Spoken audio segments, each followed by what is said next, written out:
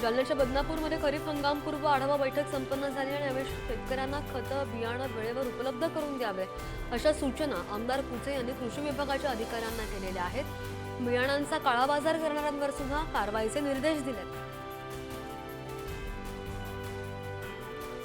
उन्हाळी कांदा काढणी सुरू असून कांद्याचे दर घसरत आहेत आणि त्यामुळे शेतकरी चिंतेत आहेत। केवळ 1000 रुपये भाव मिळतो आणि त्यामुळे मातीमोल दरामध्ये कांदा द्यावा लागतोय। खर्च सुद्धा भरून निघत नाहीये आणि त्यामुळे बेमोसमी पावसामुळे कांद्याचे मोठ्या प्रमाणामध्ये नुकसान होत आहे। नंदुरबार जिल्ह्यात रब्बी हंगाम आटोपला आणि त्यानंतर आता शेतकऱ्यांची खरीप हंगामासाठी लगबग सुरू आहे।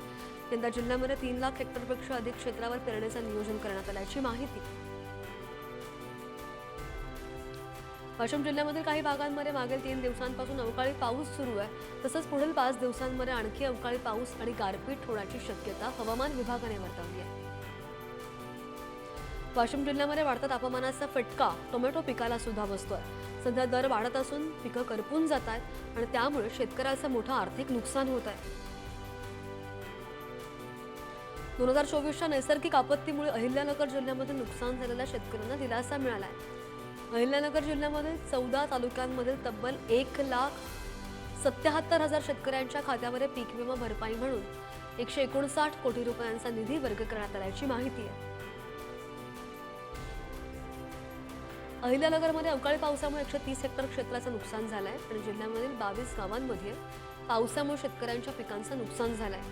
नुकसानीमध्ये प्रामुख्याने आंबा आणि टोमॅटो तसंच भाजीपाल्यांचा समावेश।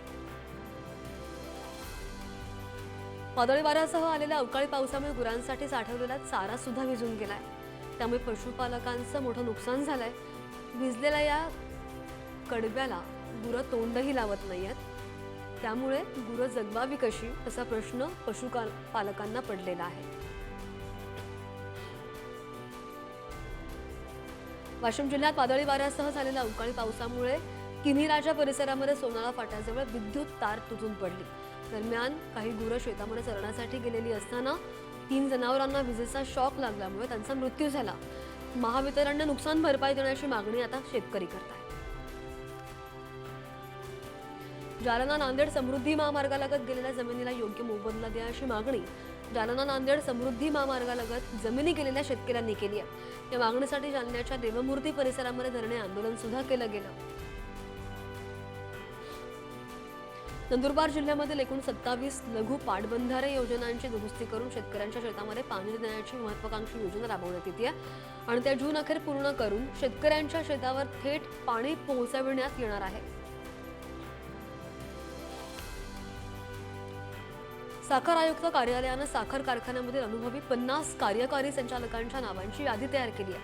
या यादीमधील व्यक्तींची साखर कारखान्याच्या कार्यकारी संचालक पदी नियुक्ती करणं साखर कारखान्यांना बंधनकारक करण्यात आलंय।